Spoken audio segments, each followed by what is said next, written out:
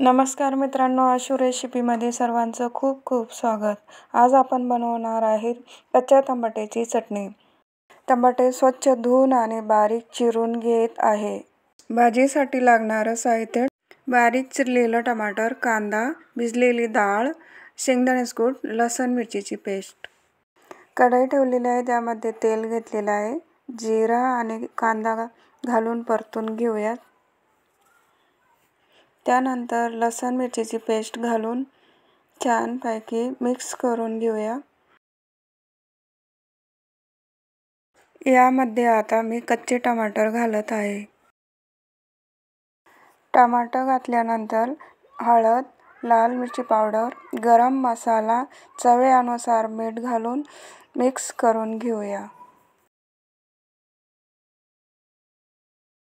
शेंगदाण्याचा कूट आणि भिजत घातलेली मुगाची डाळ घालून याला मिक्स करून घेत आहे.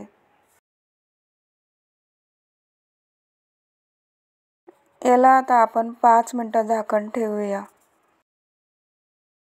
5 मिनिटानंतर बघूया, आपली भाजी छानपैकी झालेली आहे. आता आपण यामध्ये कोथिंबीर घालून घेऊया. मस्त झणझणीत टमाट्याची चटणी आपली तयार झालेली आहे. ही रेसिपी नक्की घरी ट्राय करून बघा.